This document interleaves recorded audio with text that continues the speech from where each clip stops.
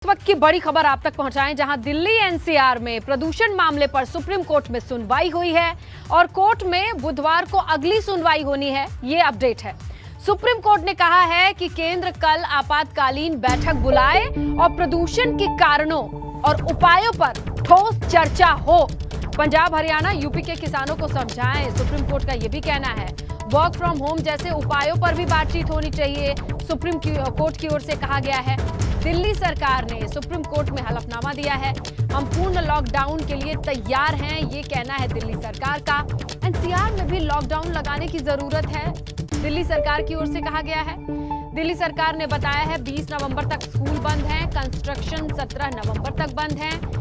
Supreme court ने कहा सभी राज्यों के हालात अलग अलग हैं। प्रदूषण में पराली के धुएं का योगदान 10% है। सॉलिसिटर का ये कहना है धूल, निर्माण कार्य, गाड़ियों से प्रदूषण बढ़ रहा है। सॉलिसिटर ने यह भी कोट किया है।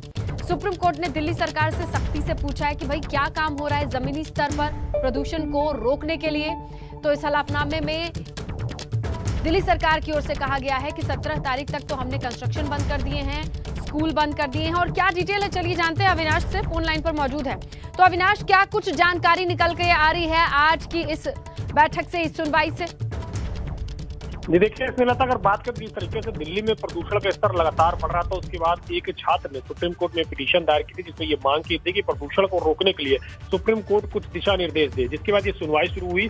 आज दूसरी मरतबा सुप्रीम कोर्ट में सुनवाई हुई जिसमें उसने दिल्ली सरकार से और केंद्र सरकार से ये पूछा था कि उन्होंने प्रदूषण को कम करने के लिए क्या क्या उपाय उठाए। हालांकि अगर बात करें तो केंद्र सरकार और दिल्ली सरकार दोनों के उपायों से सुप्रीम कोर्ट ने संतुष्टि जताई है और कड़ी फटकार लगाते हुए कहा है कि साफ तौर पर जिस तरीके से प्रदूषण बढ़ रहा है, ऐसे में इंडस्ट्री को बंद किया जा सकता है और किन किन इंडस्ट्रियों को बंद किया जा सकता है और गाड़ियों की एंट्री कैसे बंद की जा सकती है, पावर प्लांट को किस तरीके से मैनेज किया जा सकता है। इन तमाम सारी चीजों को लेकर सुप्रीम कोर्ट ने पूछा है। इसके साथ साथ ये भी कहा है कि जिस तरीके से प्रदूषण बढ़ रहा है, केंद्र सरकार कल आपात बैठक बुलाए जिसमें पंजाब, हरियाणा, उत्तर प्रदेश और दिल्ली के मुख्य सचिव निर्धारित तौर पर रहे, यानी कि जरूरी तौर पे यहाँ पे मौजूद रहे और उनके साथ केंद्र सरकार बैठक करे कि इन राज्यों में किस तरीके से प्रदूषण को कम किया जाए जिससे कि दिल्ली एनसीआर में प्रदूषण कम हो।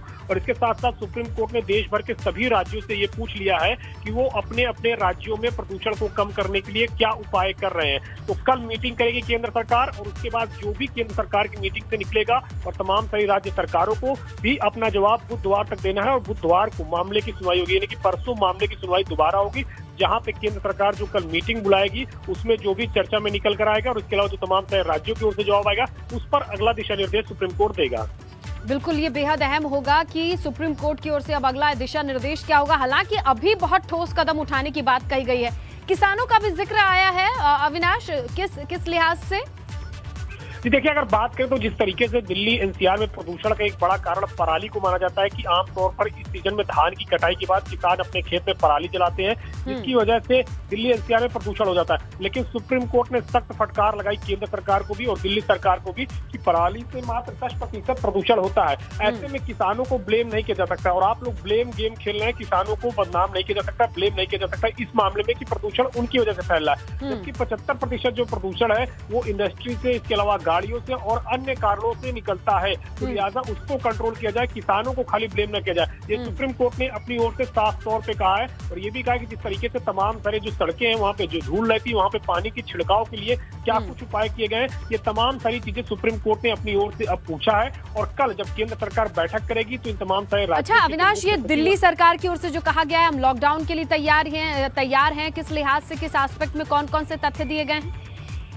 देखिए, अगर बात करें तो सुप्रीम कोर्ट में दिल्ली सरकार ने अपनी ओर से ये बताया है कि उन्होंने जितने भी दिल्ली सरकार के ऑफिसेज और सरकारी कार्यालय है वहां पे वर्क फ्रॉम होम कर दिया है, जिससे कि लोग अपने अपने वाहन से जो आ रहे थे उससे प्रदूषण कम होगा। इसके साथ साथ जो प्राइवेट कंपनियां हैं उनको भी ये कहा गया है कि अपने यहाँ वर्क फ्रॉम होम दे दें जिससे कि प्रदूषण को कम करने में मदद मिल सके। और 17 तारीख तक सभी कंस्ट्रक्शन को बंद कर दिया गया है। दिल्ली सरकार ने अपनी ओर से ये जरूर कहा है कि वो दिल्ली में लॉकडाउन लगाने के लिए पूर्णतः तैयार है, जिससे कि 2 दिन का अगर लॉकडाउन होता है तो जो वाहनों का आना जाना है वो सब रुक जाएगा, इससे प्रदूषण काफी हद तक कम होगा। लेकिन सुप्रीम कोर्ट ने साफ तौर पे कहा कि सिर्फ दिल्ली की बात है, दिल्ली से सटे हुए जो राज्य हैं जो एनसीआर के क्षेत्र में आते हैं, खासतौर से नोएडा, गाजियाबाद और गुड़गांव, क्या वो भी इसके लिए तैयार है। और यही कारण है कल उसने केंद्र सरकार को आपात बैठक बुलाकर इस मामले में चर्चा करने के लिए कहा है, जहां पे हरियाणा के मुख्य सचिव और उत्तर प्रदेश के मुख्य सचिव ये बताएंगे कि क्या नोएडा, गाजियाबाद में भी लॉकडाउन हो